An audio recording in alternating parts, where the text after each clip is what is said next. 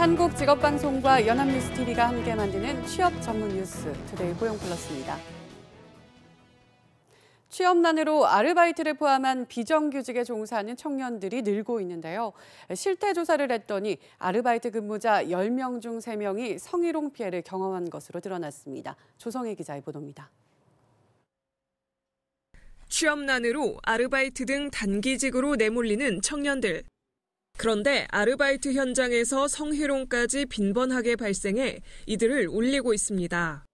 서울시가 직업정보 서비스 업체인 알바몬, 알바천국과 함께 전국 아르바이트 청년 6,700여 명을 대상으로 실태조사를 한 결과 응답자의 31%가 근무 중 성희롱 피해를 경험한 것으로 나타났습니다. 피해 사례는 불쾌한 성적 발언이 27%로 가장 많았고 외모 평가가 25%, 신체 접촉이 20%로 뒤를 이었습니다. 커피를 쏟으시고는 저한테 예쁜이 쳐다보느라 쏟았다. 저 멀리서 저 부르실 때 애기야 이렇게 부르시는 분들도 간혹 계셨어요. 솔직히 많이 당황스럽고. 하지만 성희롱 피해 후 관련 기관에 민원을 접수하는 등 대처를 했다는 응답은 2%에 불과했습니다. 웬만하면 너희가 참아라 이런 말을 많이 듣다 보니까 저희도 더 큰 문제를 일으키고 싶지 않으니까 이런 거 그냥 참아야겠다. 이게 어느 순간부터 자연스럽게 인식이 자리 잡게 된 것 같아요. 특히 성희롱 피해의 66%는 소규모 사업장에서 발생한 것으로 드러났습니다. 현행법상 10인 미만 사업장은 연일회 성희롱 예방교육 이수 의무 대상에서 제외돼 있어 오히려 성희롱 예방 사각지대가 된 겁니다. 서울시는 이 같은 실태를 개선하기 위해 소규모 사업장에 무료 성희롱 예방교육을 지원하는 서울 위드유 프로젝트를 추진하기로 했습니다. 연합뉴스TV 조성혜입니다. 최근 미성년자를 동원한 보이스피싱 범죄가 늘어나고 있습니다. 방학 기간을 이용해 단기 아르바이트를 찾는 학생들이 고액을 제공한다는 말에 현혹돼 피싱 범죄에 동원되고 있는 겁니다. 김수강 기자의 보도입니다. 청소년들이 많이 이용하는 소셜 네트워크 사이트입니다. 고액 알바라고 검색하자 게시물들이 줄지어 나타나는데 대부분 나이나 경력이 무관하다는 소개가 덧붙여져 있습니다. 최근 이런 방식으로 청소년에게 접근하는 보이스피싱 조직이 늘어나고 있습니다. 청소년들에게 타인명의 체크카드로 현금 자동 인출기에서 돈을 뽑아 특정인에게 전달하는 일을 주는 경우가 많은데 순식간에 청소년들이 범죄 조직의 인출책이 되는 겁니다. 경찰에 따르면 최근 5년간 사기 사건에 연루된 미성년자는 50%가량 증가했는데 특히 보이스피싱 가담자 비율이 높았습니다. 이에 경찰은 지난 9월과 11월 두 차례에 걸쳐 교육청에 예방교육을 당부하는 공문까지 내려보냈습니다. 전문가들은 피싱 범죄가 늘어나는 가운데 성인보다 금융정보에 미숙한 미성년자를 인출책으로 활용하고 있다고 우려하고 있습니다. 협회에 피싱 관련된 문의가 최근 많이 들어오고 있고 구치소에 직접 가보니 수감자의 대부분이 피싱 인출책에 대한 사건으로 미성년자들을 동원한 피싱 인출책이 증가하는 것으로 보입니다. 하지만 미성년자라고 하더라도 가담 정도에 따라 민형사상 책임을 지게 되므로 각별한 주의가 요구됩니다. 연합뉴스TV 김수강입니다. 이재갑 고용노동부 장관이 지난달 자동차 부품 제조업체 유성기업에서 발생한 노조원들의 임원 폭행 사건에 유감을 표시했습니다. 이 장관은 3일 열린 간부회의에서 유감을 전하며 사건이 발생한 유성기업 아산공장을 현장 지도하고 노사 간 간담회를 주선할 것을 지시했습니다. 이 장관은 또 사업장 내 폭력 행사는 어떤 이유로도 정당화할 수 없다며 법 위반 행위가 확인될 경우 법과 절차에 따라 엄정하게 조치하라고 지시했습니다. 토종 프랜차이즈 미스터피자를 운영하는 MP그룹이 증시 퇴출 위기에 처했습니다. 한국거래소 코스닥 시장본부는 기업심사위원회 심의 결과 MP그룹 주권 상장 폐지를 결정했으며 15 영업일 이내 코스닥 시장위원회를 열어 의결할 예정이라고 밝혔습니다. MP그룹은 재작년 정우현 회장의 경비원 폭행, 친인척 부당 지원 논란이 제기된 데 이어 지난해 7월 정 회장이 150억 원대 횡령, 배임 혐의로 구속 기소된 뒤 상장 적격성 실질 심사 대상에 올랐습니다. 코스닥 시장위가 기업 심사위 결정을 받아들이면 MP그룹은 코스닥 상장 9년 만에 퇴출이 확정됩니다. 정부가 자영업자들의 어려움을 덜기 위해 이번에는 제로페이란 이름의 수수료가 거의 없는 결제 시스템을 도입합니다. 지금 프랜차이즈를 중심으로 도입 확대가 추진 중인데 상인들은 크게 매력을 못 느낀다고 합니다. 왜 그런지 이동훈 기자가 짚어봤습니다. 10년째 디저트 카페를 운영하는 44살 임원구 씨. 석 달 전부터 한 간편 결제 시스템을 도입했습니다. 수수료가 없으니까 그게 가장 큰 메리트이기도 하죠. 좀 많이 경감이 됐다고 하더라도 한 달이면 몇십만 원씩 수수료가 나가니까. 임 씨처럼 간편 결제에 등록한 자영업소는 전국 12만여 곳. 정부가 추진 중인 제로페이에 지난달까지 가맹을 자진 신청한 업체의 8배 수준입니다. 제로페이의 낮은 수수료는 좋지만 이벤트, 이모티콘처럼 다양한 마케팅 수단도 함께 제공하는 민간 간편 결제의 장점이 없기 때문입니다. 여기에 내년부터 자영업자 84%에 적용되는 카드 수수료율이 절반으로 줄고 세금 공제까지 감안하면 사실상 제로에 가까워지는데 연매출 8억 원이 넘으면 수수료를 물어야 하는 제로페이에 굳이 가입할 필요성이 크지 않은 겁니다. 그러자 정부는 대형 프랜차이즈 업체들과 제휴해 가맹점을 6만여 곳으로 늘렸고 소비자, 상인들에 대한 사용 혜택도 약속했습니다. 지자체, 소상공인 단체와 함께 다양한 이벤트를 진행을 하도록 하겠습니다. 오늘 여기 참여해 주신 프랜차이즈 대표님들께서도 아마 많이 도와주실 것이라고 저희가. 오는 17일 시범 사업을 시작하는 제로페이. 애써 만든 사업이 공연불이 되지 않으려면 유인책을 더욱 강화해야 한다는 목소리가 높습니다. 연합뉴스TV 이동훈입니다. 정부가 세 번째 인터넷 전문은행 인가를 본격 검토합니다. 은행 간 경쟁을 촉진할 차별화한 매기를 풀어놓겠다는 게 명분인데 문제는 소비자들이 인터넷 은행과 기존 은행이 뭐가 다른지 잘 못 느끼고 있고 숫자를 늘린다고 달라질 것 같지도 않다는 겁니다. 소재영 기자입니다. 정부가 인터넷 전문은행을 도입한 이유는 기존 은행과 차별화된 서비스 제공입니다. 고신용자만 상대하는 은행, 고금리 대출에 치중하는 제2금융권의 틈새를 노린 중금리 대출이 대표적입니다. 하지만 현실은 그렇지 못합니다.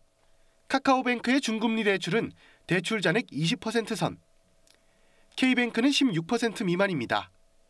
나머지는 역시 고신용자 대출입니다. 예적금 상품도 비슷하고 금리 역시 별 차이가 없습니다. 아직 뚜렷한 차별화를 못했다는 건데 금융당국은 은행 간 경쟁도가 낮다며 인터넷 전문은행이 영업한 지 2년이 채 안 돼 추가 인가 방침을 내놨습니다. 하지만 정작 소비자들은 기존 은행들의 온오프라인 서비스와 특별히 다른 것을 느끼지 못하고 있습니다. 인터넷 은행을 이용하고 있긴 한데 시중 은행이랑 금리 차이가 별반 차이가 없다고 체감을 하고 있고요. 인터넷 은행들이 크게 서비스나 이런 거에 대해서 일반 시중 은행에서 별반 차이가 없다고 체감하는 편입니다. 은행 자산에서 인터넷 은행 비중도 0.61%. 그간 금산분리 규제에 묶였던 탓도 있지만 매기가 되기에는 아직 부족하고 흑자 전환도 아직 못한 상태입니다. 기존의 인터넷 전문은행의 내실화를 기한 다음에 경쟁력을 확보한 후에 새로운 인터넷 설립해도 늦지 않다. 새 인터넷 은행 도입보다 기존 인터넷 은행들의 차별화와 내실 강화가 더 시급하다는 이야기입니다. 연합뉴스TV 소재영입니다. 국민의 실제 구매력을 의미하는 실질 국민총소득 GNI가 소폭 증가했습니다. 한국은행에 따르면 3분기 실직 GNI는 전분기보다 0.7% 늘었습니다. 한은은 교역 조건이 악화되었지만 우리 국민이 외국에서 벌어들인 순소득이 늘면서 GNI가 증가했다고 설명했습니다. 총 저축률은 35.4%로 3분기 만에 최고를 기록했는데 그만큼 지갑을 열지 않았다는 의미입니다. 국내 총 투자율은 29.3%로 9분기 만에 최저를 기록했습니다. 3분기 국내 총생산 GDP는 2분기 대비 0.6% 증가했습니다. 외식산업 경기 전망지수가 2분기째 하락하며 외식산업 침체가 장기화할 조짐을 나타내고 있습니다. 한국농수산식품유통공사에 따르면 3분기 외식산업 경기 전망지수는 67.41로 2분기 68.98보다 1.57포인트 하락했습니다. 이 지수는 전년 같은 기간 대비 최근 석 달간의 체감 경기와 향후 석 달간 경기 전망을 조사해 지수화한 것으로 1분기 69.45에서 2개 분기 연속으로 하락했습니다. 특히 주요 업종 가운데 치킨 전문점 3분기 전망지수는 65.85로 2분기 77.26에서 무려 11.41포인트 급락했습니다. 더불어민주당과 공정거래위원회는 3일 국회에서 당정 협의를 열어 편의점 출점거리 제한과 폐점 편의점 위약금 감경을 내용으로 하는 편의점 자율규약을 마련했습니다. 민주당 김태년 정책위의장은 당정협의 뒤 브리핑을 통해 앞으로 자율규약에 참여한 가맹본부는 지자체별 담배 소매인 지정거리나 상권의 특성을 고려해 출점 여부를 결정하도록 했다고 말했습니다. 또 가맹본부가 창업 희망자에게 상권에 대한 충분한 정보를 제공하도록 하고 경영이 악화할 경우 폐점을 쉽게 하도록 위약금을 면제 또는 감경하기로 했다고 덧붙였습니다. 공정위와 한국편의점산업협회는 당정 간 논의 결과를 반영한 자율규약을 4일 발표할 예정입니다. 지난 주말 우리나라가 세계 첫 5세대 이동통신 시대에 포문을 열었습니다. 그런데 이보다 2개월 앞서 미국에서도 5세대 이동통신 세계 최초 상용화 주장이 나왔는데요. 무슨 차이가 있는 건지 서영석 기자가 따져봤습니다. 미국의 1위 이동통신사 버라이즌의 광고입니다. 지난 10월 미국 일부 지역에서 5G 홈 서비스를 선보이고 세계 최초로 5세대 이동통신 상용화에 성공했다는 내용인데 우리나라보다 2달이나 앞섭니다. 버라이즌의 5G 홈은 고정형 무선 인터넷 접속 서비스로 일반 가정이나 사무실에서 사용하는 와이파이 역할을 합니다. 반면 우리나라 이동통신 3사가 선보인 무선 공유기 형태의 서비스는 이동을 하면서도 자유롭게 5G망을 이용할 수 있습니다. 결국 미국이 선보인 기술은 이동성이 빠진 반쪽짜리인 건데 일반 사용자의 체감면에서 보면 미국이 한 발자국 앞서 있습니다. 우리나라가 5G 서비스를 기업을 대상으로 시작한 데 반해 미국은 가정집 인터넷으로 먼저 선보였기 때문입니다. 원래 상용을 하는 거는 기본적으로 네트워크가 갖춰져야 되고요. 그다음에 이거를 쓸 수 있는 어떤 장비, 소위 말하는 단말이라고 하는 것들이 있어야 되고. 전문가들은 초연결 사회로 가기 위한 네트워크 설비에서는 양국 모두 첫 발을 뗐다고 평가했습니다. 하지만 5G 스마트폰은 내년 3월 우리나라에서 먼저 출시되면서 손바닥 위에서 지금보다 20배 빠른 통신 세계를 가장 빨리 경험하는 건 한국 소비자가 될 전망입니다. 연합뉴스TV 서영석입니다.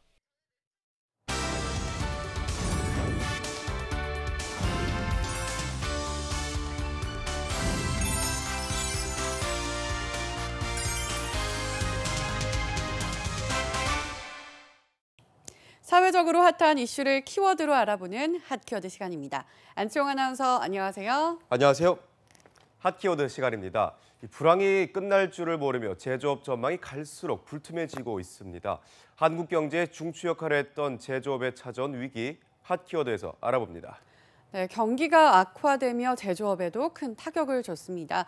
몇 해 전부터 제조업의 위기라는 이야기가 나왔는데 여전히 반등세의 조짐은 보이지 않고 있나 봐요. 네, 그렇습니다. 얼마 전 한국경제연구원이 매출액 기준 600대 기업을 대상으로 기업 경기 실사지수인 BSI를 조사했는데요. 그 결과 12월의 전망치는 88.7에 불과했다고 합니다. 80을 넘었으니 다소 높은 점수가 아니냐고 생각하시는 분들도 있겠지만 이 BSI 전망치가 100을 넘으면 경기를 긍정적으로 내다보는 기업이 더 많다는 뜻이고 100보다 낮으면 경기를 부정적으로 본다는 겁니다. 특히 이 중에서도 제조업과 중화학공업이 더 나빴는데요. 각각 82.1, 79.2로 35개월 만에 최저치를 기록했습니다. 네, 35개월 만에 최저치면 기업들이 그만큼 부정적으로 보고 있다는 뜻이네요. 이렇게까지 부정적으로 판단한 이유가 있을까요? 네, 이 자동차, 조선, 철강 등 전후방 산업의 파급 효과가 큰 기반 산업이 지속적으로 침체되며 경기 전망에 영향을 준 건데요.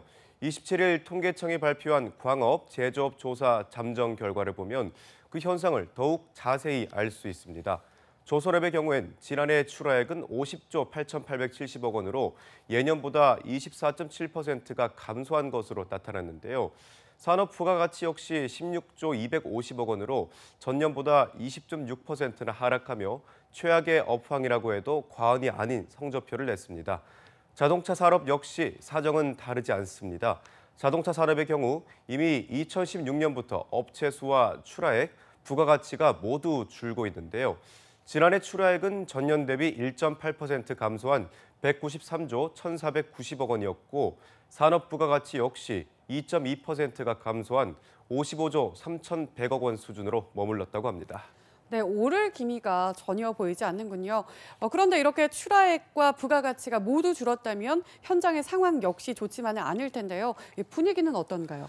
네, 일단 가장 큰 문제는 현장이라고 말할 수 있는 공장들이 속속 무너지고 있다는 겁니다. 한국산업단지공단과 한국경제연구원에 따르면 2012년엔 84.7%였던 국가산업단지 제조업 평균 가동률은 2016년엔 82.5%로 또 올해 상반기엔 79.3%까지 떨어졌는데요. 일반적으로 제조업에서 수익을 낼 수 있는 적정 가동률을 80%라고 보고 있습니다. 그런데 올해는 그 기준에도 미치지 못한 거죠. 뿐만 아니라 하반기엔 이르러 가동률이 더욱 악화되며 올해 1월부터 9월의 전체 제조업 평균 가동률은 72.8%까지 떨어졌습니다. 이 때문에 공장들마저 무너지며 이 경매가 속출하고 있는데요. 2016년엔 공장 경매 건수가 150건 아래를 밑돌았던 부산과 인천의 경우 불과 11개월 사이 150건 이상이 증가했고 대구, 광주, 울산과 같은 산업단지가 밀집한 다른 지역들 역시 공장들이 매물로 나오고 있는 상황입니다. 네, 그렇군요. 그런데 이렇게 업계가 불황이면 공장 부지를 사려는 움직임이 과연 있을까요? 네, 물론 없습니다. 경매 조사기관과 공장 경매 전문 연구소에 따르면 서울을 제외한 6개 광역시 공장의 낙찰률은 34%에서 29%로 떨어졌다고 하는데요. 이렇게 매물은 많은데 사려는 사람은 없으니 산업단지가 밀집한 국내 제조업 중심지들의 지가가 금융위기 이후 처음으로 하락세로 돌아섰을 정도입니다. 기계, 중공업, 자동차, 전자 관련 제조업 공장이 밀집해 있던 창원의 경우 이미 공장 용지 지가 지수는 2016년 12월 대비 4.2%가 떨어진 상태인데요. 대불 산단이 있는 영암 역시 2.4%가, 울산은 0.6%가 떨어졌습니다. 네, 그렇군요. 이렇게 수익이 줄어드니 공장이 줄어들고 그렇다면 이 경우 가장 큰 문제는 일자리까지 없어진다는 거잖아요. 현재 제조업이 모여있는 산업단지들의 고용 상황은 어떤가요? 매우 좋지 않습니다. 생산 규모도 줄고 이에 따라 고용도 감소하고 있는데요. 한국경제연구원의 조사에 따르면 전국 국가산업단지의 지난해 총 생산액은 539조 원으로 616조 원이었던 2012년과 비교하면 연평균 2.6%씩 감소한 셈이 됩니다. 전체 산업단지 고용인원 역시 2015년엔 111만 9천 명으로 최고점을 찍었지만 올해는 102만 3천 명으로 감소한 상태인데요. 업체당 고용 인원도 2014년 22.9명에서 20.4명으로 2.5명이 감소하며 최악의 불경기를 맞고 있습니다. 그래서 전문가들은 이 사이에선 제조업의 위기를 타파하기 위해 정부와 민간이 합심해서 중장기적인 첨단 제조업 성장 기반 조성을 위한 전략을 마련하고 그때까지 기업들이 투자를 활성화할 수 있도록 규제를 다소나마 완화시키는 정책을 펼쳐야 한다고 강조하고 있습니다. 네, 한국 경제의 사령탑이던 제조업에 위기가 찾아왔습니다. 하지만 이 시점에서 가장 중요한 건 상황이 더 악화되기 전에 하루라도 빨리 해결책을 찾아야 한다는 겁니다. 미국은 제조업을 육성하기 위해 2010년부터 해외 진출 기업의 국내 복귀를 권장하는 이른바 리쇼어링 정책을 추진하고 있습니다. 법인세를 완화하고 공장 이전 비용을 정부에서 지원하도록 한 건데요. 일본 역시 제조업 육성 정책을 펼쳐 경기 회복을 꾀했습니다.